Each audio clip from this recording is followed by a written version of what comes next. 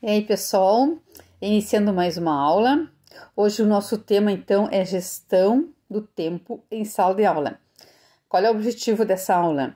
É ajudar vocês, contribuir para que vocês consigam gerenciar o tempo daquele espaço da aula, daquele tempo que vocês vão ter com as crianças ou adolescentes, seja um período, 2 períodos ou as 4 horas do turno, para que aquele planejamento que vocês fizeram em casa consiga ser realizado de forma efetiva, como vocês pensaram que fosse e que aconteça realmente, para que o aprendizado realmente aconteça e que as crianças ou adolescentes consigam ter aquelas horas ali de realmente adquirir os conhecimentos, aprender habilidades, adquirir todas as competências que vocês pensaram para aquela aula ali, para aquele tempo, evitando que os alunos se distraiam, evitando perder tempo com alguma outra coisa, fazendo com que os objetivos daquela aula sejam alcançados. Então, todas as formas que vocês conseguirem gerenciar para que o tempo seja produtivo e que realmente ao final desse tempo, dessa aula, desse período, vocês saiam satisfeitos com aquela aula que conseguiram ministrar. E por que fazer essa gestão do tempo é importante? Óbvio, para que não se perca o tempo, que é precioso. Professores que têm todo um conteúdo programático para cumprir durante o ano letivo não pode realmente perder tempo, Então, cada período, cada hora é fundamental para que o professor consiga desenvolver aquilo que ele precisa trabalhar. Seja com as criancinhas, que também tem todo um conteúdo, temas para serem trabalhados.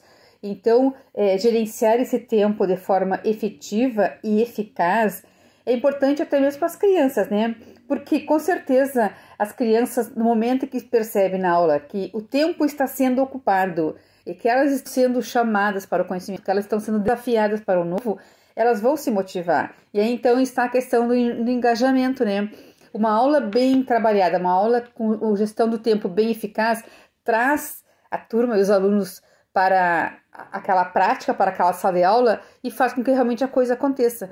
Porque tem aquelas aulas que até, às vezes, os alunos, de mais idade, dizem, hoje a aula foi tempo perdido, porque não se fez nada. Ou o professor só ficou conversando da vida dele, contando histórias da vida dele, e não sei o quê. Então, isso não é gerir o tempo. E também não é matar a aula, A gente sabe que acontece de vez em quando, porque eu já fui professora, já soube de casos, de professores que matam a aula. Parece que foi para a escola, sem nenhum planejamento, aí foi lá para a sala de aula e só para matar a aula, Então, isso aí não é gerir o tempo. E se perde todo aquele espaço ali da sala de aula para trabalhar aquilo que realmente tem que ser trabalhado, E quais são os benefícios dessa aula bem planejada? Os alunos não vão ter tempo nem espaço para serem disciplinados.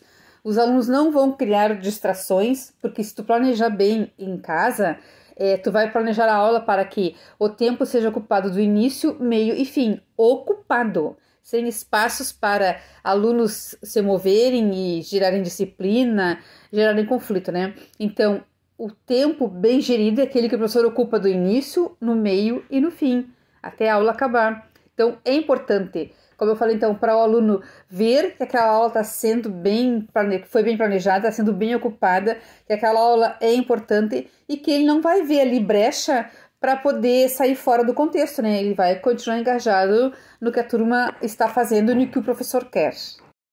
Como, então, fazer com que uma aula seja com tempo eficiente, Com tempo bem gerido, bem organizado? O professor, então, lá em casa, quando ele planeja a aula, ele tem que já saber o tempo que ele tem para aquele espaço, se é as 4 horas do turno, ou se é um período de 50 minutos, de 45 minutos, período de 1 hora, enfim, E aí, então, ao planejar a sua aula, ele já vai imaginar em mente, o tempo que ele vai levar. A gente sabe que tem aquele tempo, Eu sempre fui professora de ensino médio, então eu sabia que eu tinha o tempo de chegar, cumprimentar os alunos, sentar, fazer a chamada e depois, então, realmente iniciar a aula, Então, a gente sabe que tem esse tempinho inicial aí para organizar a turma, Principalmente que eu detestava a volta do recreio. Era uma função porque os alunos chegavam enlouquecidos, corridos, suados, porque ficavam correndo na quadra. Aí depois do recreio, eu tinha todo aquele tempo de organizar os alunos fazerem, eles, né, baixar a bola, ficar quieto para poder fazer a chamada, para poder começar a aula. Então, sabe então que vai ter esse tempo inicial, o tempo da chamada, se você faz chamada no início, né? E depois a introdução do conteúdo, como é que tu vai introduzir o conteúdo, o assunto, o tema, tu vai passar no quadro, tu vai ler um texto, tu vai pedir para eles fazerem alguma atividade para conhecer o conteúdo. Então, essa parte da introdução do assunto, do tema. Depois é importante fazer uma atividade prática, seja uma atividade de exercício, uma tarefa em grupo, enfim, né? É bom alguma coisa para reforçar o conteúdo. E alguns fazem no final uma revisão. Então, tu tem que saber planejar esse tempo, né? Mentalmente, né? Já sabendo na tua casa que eu tenho a turma contando os alunos o tempo que tu leva para começar e tudo isso. Então, isso aí é um tempo bem gerido, bem organizado e que é fundamental, então, para a gente poder ter uma sala de aula, um espaço e um tempo de aula bem eficiente. Uma coisa bem importante é, no planejamento, o professor saber priorizar atividades daquela aula. Então, tem conteúdos e tem assuntos que ocupam mais de uma aula, seja mais de um dia de 4 horas, um turno, ou mais de um período. Então, eu, quando era professora, tinha conteúdos que eu levava 2, 3 dias, porque o meu período era de 50 minutos, então eu ocupava 3 dias de aula, 3 de 50 minutos, para trabalhar um conteúdo. Então, eu começava num dia, continuava no outro período e continuava no outro período. Então, às vezes, o assunto e o conteúdo é grande que numa aula só, num dia só, tu não consegue trabalhar. Então, é importante que no planejamento o professor saiba priorizar como e o que tu vai fazer a partir do conteúdo explicado introdutório. Então, tu introduziu o assunto, introduziu o tema, depois tu vai trabalhar com atividades de entendimento, de reforço, de revisão. Então, é bom listar várias. Lá no planejamento em casa, tu vai listar várias atividades, várias formas de trabalhar aquele conteúdo como complemento, como reforço. Então, gente, é importante que tu separe, ó, vou trabalhar esse assunto, matemática, né? Eu vou trabalhar equações. Então, eu posso trabalhar exercício de fixação, eu posso trabalhar atividades em grupo, eu posso trabalhar pesquisas, que eles façam pesquisas de fórmulas, sei lá, né? Não sou boa da matemática. Mas aí tu vai definir assim, ó. Essa atividade é importante, é urgente. Assim que eu trabalhar o conteúdo, eu já dou essa atividade. Bom, essa outra atividade, ela é complementar. Eu posso dar mais adiante, numa outra aula. Essa outra atividade aqui, digamos assim, ela já não é tão importante. Eu posso até pedir para fazer em casa. Então, é importante o professor se dar conta que naquele conteúdo, como que ele vai trabalhar após a introdução do conteúdo, né? Então, não é só largar o conteúdo e deu, né? Então, sempre depois do conteúdo fazer uma atividade prática, uma revisão, uma leitura, um exercício, um trabalho em grupo, né? E aí vai levando mais de um dia isso. Então, priorizar. Isso tem que ser feito logo após a introdução do conteúdo do tema. Isso aqui posso fazer no final, isso aqui eu posso fazer dessa forma, esse tem que ser dessa forma porque é mais rápido, essa atividade tem que ser essa por causa no nível da turma eu tenho que trabalhar essa para eles entenderem melhor, enfim, né? Então isso é priorizar atividades, é organizar de forma que aquilo que eu trabalhei, aquilo que eu passei, aquilo que eu quero que eles compreendam e entendam, que é novo no caso para eles, né? Eles consigam, através da minha priorização de tarefas e atividades, eu consiga alcançar a maior parte da turma para que eles tenham sucesso naquele conteúdo ali, para que eles tenham um aprendizado efetivo e eficiente.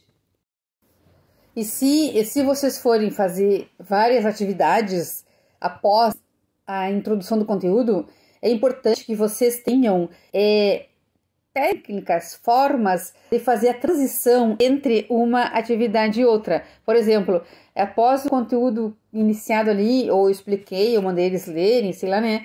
Eu vou trabalhar a primeira atividade que eu considero mais importante e mais urgente. Digamos que essa atividade seja feita no caderno. Aí depois que eles terminarem, eu vou fazer uma outra atividade com eles, que vai ser a deles lerem um texto ou no livro. E se der tempo depois, eles vão se reunir em grupo, enfim, mas aí façam com que essa transição entre uma atividade e outra seja rápida, mas também não seja bruta, tipo, acabou uma, já vai para outra, né? Falem assim para eles, vocês vão fazer tal atividade agora, no caderno. Assim que eu levantar a mão, assim que eu tocar a sineta, ou sei lá, né, vocês vão ver a forma, assim que eu der o sinal tal, vocês já fecham o caderno, porque a gente vai iniciar outra atividade. Então, vai suave na atividade. Porque para aqueles alunos que tenham, sejam mais lentos, digamos assim, né, para o conhecimento, ou até mesmo para realizar atividades, eles já saibam de antemão, né, já coloquem lá no inconsciente deles que vai acabar uma e vai iniciar outra atividade. Então, não faz de sopetão. Então, assim, vocês vão se organizar em grupo. Assim que eu fizer o sinal, vocês voltem para as classes e peguem o caderno de vocês. Então, organizem assim para que eles não se sintam perdidos e nem atordoados por uma mudança brusca de atividade. Existem algumas ferramentas para a gestão do tempo que vocês podem usar também em sala de aula. Então, algumas ferramentas o professor vai usar em casa e depois levar para a aula para organizar o seu tempo, organizar o seu planejamento, e outras ele vai usar em aula com os alunos para que tudo seja bem organizado. Não quer dizer tudo certinho, que é difícil uma aula ser certinha, né? Mas bem planejada. Então, por exemplo, lá no planejamento, o professor quando planeja em sala em casa ou na escola, é importante ele ter um caderninho de anotações ou uma agenda para planejar até a semana, né? Porque planejando a semana, quando ele vai planejar o dia, ele já sabe o que vai acontecer depois, então já tem uma linha de ação, né? É importante. Ele pode também fazer checklists, né? Uma lista com tarefas por ordem, o que ele vai fazendo durante a aula ou durante a semana. E lá na sala de aula, ele pode utilizar um cronômetro. Assim como eu falei, pode utilizar uma sineta, uma buzina de bicicleta para marcar o tempo, né? Ele pode utilizar um cronômetro e dizer, eu vou ficar contando aqui, são 15 minutos para tal tarefa. Quando eu fizer o sinal tal, aí vocês parem. Então, é importante usar essas ferramentas que vai ajudar tanto vocês quanto os alunos a aproveitar melhor o tempo e para gerir esse espaço que tem em sala de aula para que todo o tempo seja bem proveitoso. Mas e aí, como adaptar essas atividades pós-introdução da aula para alunos com ritmos diferentes? Claro, né, que todo mundo sabe aí, quem trabalha em sala de aula, sabe que cada aluno aprende de uma forma diferente, como eu falei numa outra aula, né?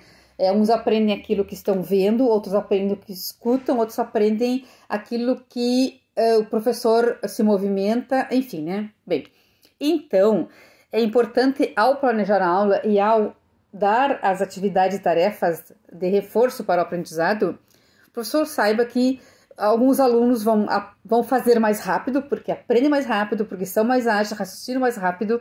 Então, para esses alunos que fazem mais rápido, para que eles não fiquem incomodando a turma, atrapalhar quem ainda está fazendo, sempre leva atividades complementares, atividades de extensão, digamos assim. Ele termina aquela e aí é para ele que vai fazer, né? Tu até pode dar algum pontinho, algum mérito, um bombom, um chocolate, alguma coisa assim para ele por fazer uma a mais. E aqueles alunos que você sabe que têm necessidades especiais ou que são mais lentos, né, que não vai fazer no tempo da turma, da maioria da turma, para esses vocês deem um pouquinho um tempo mais. E a turma também vai saber que aquele colega ali precisa mais tempo, né? Então dá um tempinho a mais para ele. Ou tu pode adaptar uma atividade em particular para ele, já leva de antemão a atividade sabendo qual necessidade ele tem para ele poder realizar. Também é importante que em algum momento da sala de aula, numa próxima aula, ainda continuando o mesmo tema, o mesmo conteúdo, junte eles em grupos. Eu nunca gosto de grupos grandes, porque eu já falei na outra aula que eles acabam se dispersando. Um ou dois fazem, o restante ficam conversando.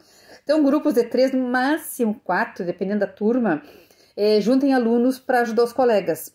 E eu também não gosto de dizer assim, ajudem com quem vocês quiserem. Eu sei que isso não é democracia, mas é uma questão do aprendizado. Quando você já conhece os alunos, sabe os alunos que são mais rápidos, que têm mais condições de aprender rapidamente, de pegar com facilidade o conteúdo, e aqueles alunos mais lentos, que têm realmente dificuldade, juntem os mais inteligentes ou mais rápidos com os alunos que têm dificuldade ou mais lentos, porque aqueles que são mais rápidos, mais espertos, mais ágeis, vão ajudar os outros. Porque se vocês deixam para eles escolherem os grupos, óbvio que os mais agitados se juntam com os mais agitados. Não vai sair boa coisa, né? E os mais quietos, mais tímidos, com mais dificuldade, vão se juntar com os iguais. Aí também não vai sair rendimento, não vai sair aproveitamento dali, né? Então juntem os diferentes para que consigam ajudar os outros. Porque como eu disse numa outra aula, às vezes a linguagem do colega é mais acessível para o aluno que não entendeu o conteúdo do que a linguagem do professor. Embora o professor consiga falar vários tipos de linguagem, né? Mas é importante, às vezes, usar esse tipo de técnica para ajudar os alunos que não conseguem acompanhar. Então, sempre tem alguma coisa à mão, conhecendo a turma, sempre tem alguma estratégia à mão, tanto para alunos que fazem muito rápido e depois vão incomodar, quanto para os alunos que têm dificuldade de aprendizagem ou têm alguma necessidade especial e precisam de mais tempo, de um outro tipo de atividade para poder realizar e também chegar no aprendizado como os demais colegas. Também uma outra ideia, aqueles alunos que terminam mais rapidamente, vocês podem dizer assim, ó, os que terminarem primeiro vão ser os meus monitores, vão ser meus ajudantes. Eles vão até a classe do coleguinha que está com dificuldade e vai ajudar o coleguinha. Não é fazer para o colega, é ajudar o colega, explicar para o colega. Então, eu acho uma estratégia bem legal para fazer em sala de aula, até porque vai enturmar mais e integrar a turma. Mas como gerir o tempo em situações inesperadas? Claro, porque eu falei para vocês que nem sempre a aula acontece de forma certinha, como a gente planejou, né?